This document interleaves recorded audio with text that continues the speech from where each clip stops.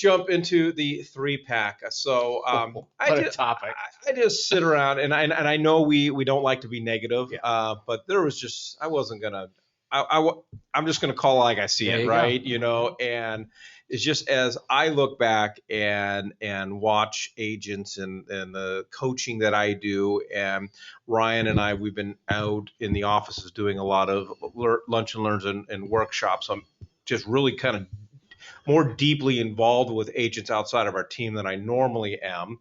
And I just came up with the three things that I'm seeing, and it's I know that Dwayne, they talk about what makes the phone ring. I could call this what makes me want to pull my hair out. Yeah. So uh, anyway, so the first one is, and we talk about it all the time, but if you are not leveraging and using a CRM system, I'm telling you right now, you are not operating an efficient business. And as real estate agents, we talk about it all the time. We're real estate entrepreneurs. We are the CEOs of our own company. We are running a business. Mm-hmm. And every business, every type of business has certain software, has certain tools that they need. Imagine going into a fast food place and they no longer had cash registers. Yep. And they had no way to be able to collect money. They would be out of business because a fast food restaurant needs a way to be able to transact and to collect money. Well, for us, the CRM is the lifeblood of our business. In our world, the most valuable commodity out there is data. Data is the most, it is a multi-billion-dollar industry where companies are buying and selling. And every time you sign up for something and put your name and your phone number and your email address just to get something in the mail or get a coupon or whatever the case is, you are falling into the trap. They're taking your information and they are selling it.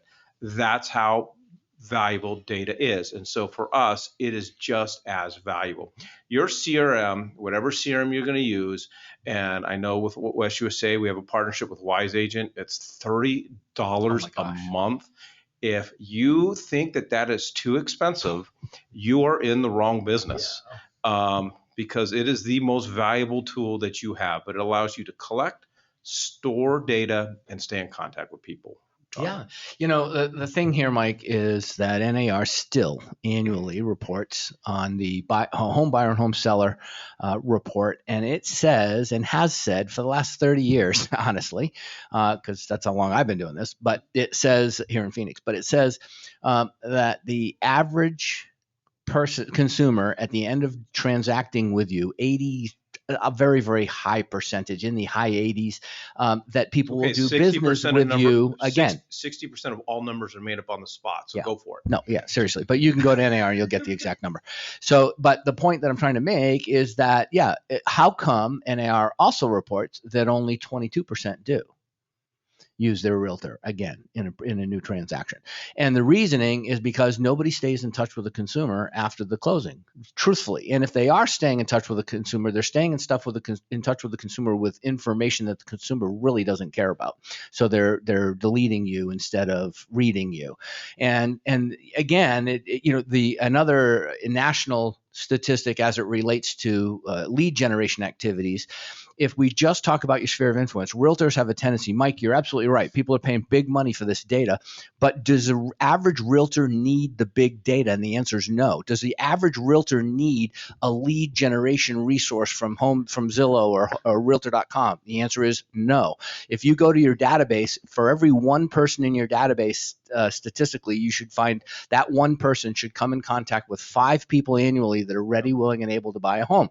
So if you have 30 people in your database that you cherish and you communicate with on a regular basis, their hobbies and interests, and you communicate about all those different things, those people are the most highly likely. Mike, I think you call it the top 10 or top 15 in your database. We call it our Recon 12. Recon 12. So the top 12 people in Mike's example that are in your 30 or 300 or 3,000, whatever database size you have. You take the top people, and that's where you invest your time and your money. Take the Michael Mayer approach and the 7 levels of communication. So realistically, if you romanced 7 people, say all 12 of those people, and each of them are going to know 5 people, that's 60 referrals you're going to get at the end of the year if you've played your cards right. Yep. And for those of you that are top producing agents out there, and that's the thing, we have conversations with top producing agents all the time. I wish I went back, and if I could go back in time and do one thing over, it would start a CRM. If you can afford it and you don't have time to manage your CRM, and you don't like to, I hate managing my CRM. I hate it. It's a necessary evil, but so hire someone and pay someone. That is part of running a business. And if at the very least, your CRM systems got a lot of bells and whistles, can do a lot of great things, and sometimes we get intimidated by all the things our CRM system does. If at the very least, I use it for 3 purposes.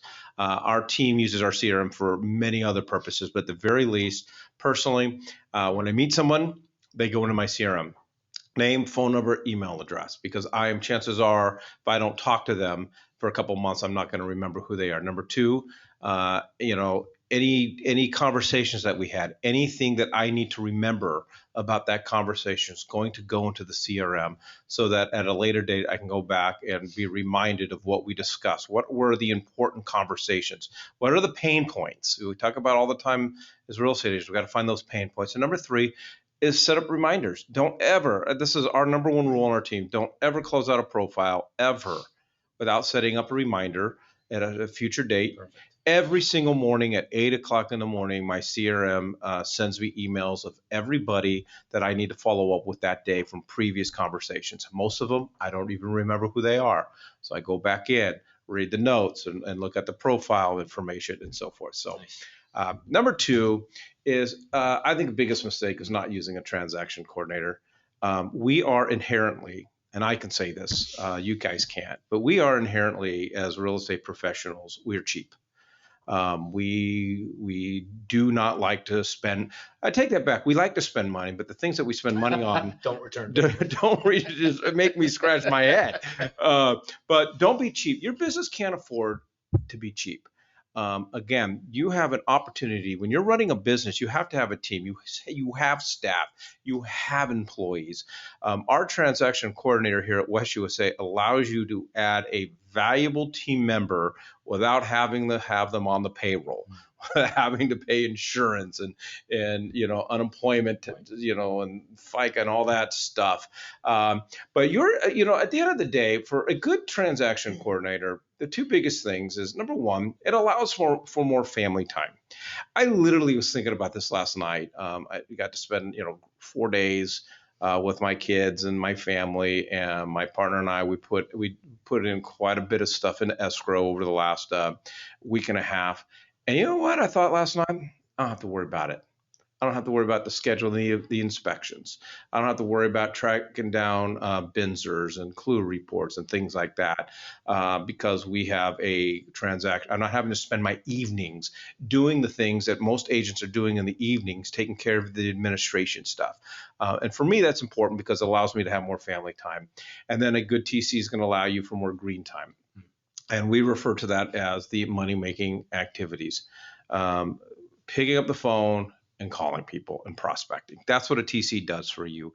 And you need to have a TC. Yeah, definitely. And the nice thing is yes, say the TC costs you $250 a month. I mean, per transaction. The thing is you should use the TC until you have achieved approximately 75% of what it's going to cost you to actually hire a person yourself, dedicated. And at that particular time, once you bring that person on from that perspective, then of course they can start handling all your social media and all these other things because they've got extra time. But back to your main point, Mike, the transactions coordinator. I mean, think about it. You guys are great. Every agent that's at West USA that's producing at the volume you're producing are great closers. The problem is we're horrible administrative people, and that's just the history of behavioral science. If you're really great at selling, you're not so great at paperwork. If you're really great at paperwork, you probably suck at selling. And become a transaction coordinator. And become a transaction coordinator for somebody else. But the fact is that that's that's not just real estate. That's every service industry, and so as a result, Mike, when you put green light, that green time, but it's also that red light, green light concept, which is basically spend your time in those activities that make you money, and then, dish off all the other minutia. All right, Nick, going to put you on the spot. If we're listening to the webinar and we're like, okay, I would like to learn more about our transaction coordinator, Nicole, here at West USA, how would one go about that?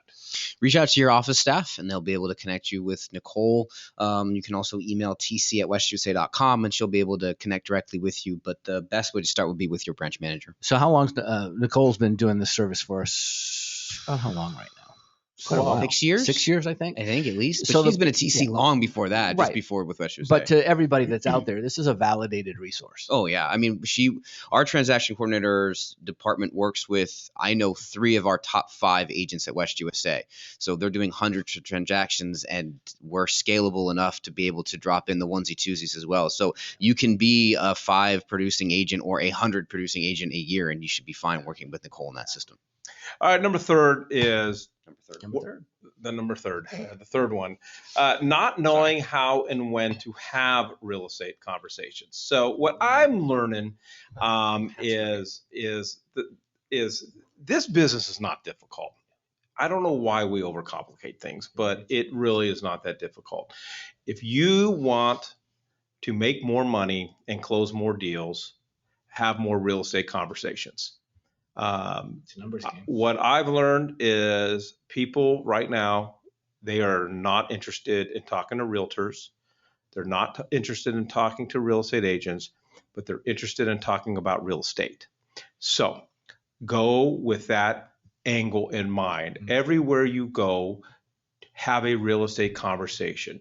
Know what's on people's minds. What is on people's minds? I think what's on, and going to Matt's point earlier, interest rates are on people's minds. We saw during COVID, we got a really glimpse into what was on people's minds. Right now, the number one question I'm getting, and I'm initiating a lot of these conversations, but the question I'm getting is the market slowing down? Just have an idea of what's on people's minds. And know what's in the news. If you do not have a Google alert set up for Arizona real estate or real estate news or whatever the case is, then do so. It's not that hard. If you don't know how to do it, just Google alert, and Google will show you how to set it up. But every day I get an email from Google letting me know all the things that are pertinent in the Arizona real estate market. So I can have real estate conversations based on the things that I have. And when interesting things come through and newsworthy things come through, pick up the phone and just call people. And don't talk about referrals. Don't talk about necessarily selling them a home. You'll get to that. Just talk about real estate. Have real estate conversations. So for me, I just make it a point everywhere I go, every contact I make, every contact I come across, and don't have to sell. My goal is just to have a real estate conversation. And I think for 2022, if you want to up your business, you figure out what your daily goal is. Maybe every day I want to have 5 real estate conversations, and I guarantee you your business will boom. Mike, I love that. The thing here is that you have to have a conversation about what people want to hear, not what you want to tell people. That's the first thing. You have to realize that you're in a business of providing information, not telling people stuff. And so as a result, or not selling, I guess I should say, is people stuff. So your conversations, if you're sharing your information with a lot of people and you're not getting the numbers, you need to share it with more people, is Mike's point. And then just continue to share. And eventually you're going to find somebody on, if you don't bait the hook, then, but you first got to put the fish, you got to bring the fishing rod, then you got to put the hook on it, then you got to, throw it out in the water. These are the things that if you're not sure about what conversations to have, read Michael Mayer. I'm sorry to keep pounding on this, but this is a huge book, Michael Mayer, 7 Levels of Communication, and it will provide you a roadmap for your success about how to have conversations with people. Yeah. Mike, I was just going to say one thing about your last point there about setting your daily goal. That means you have to track your daily goal. Mm-hmm.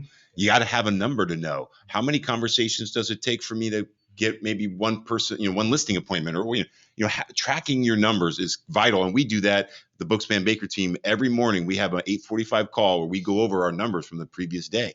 Like, you got to know your numbers. Yep. All right. So I think if you did that, your business would just people want to talk real estate. They just don't want to talk to a realtor. So if you can replace that image of a realtor with them as being the source of information, you'll get the business. All right. So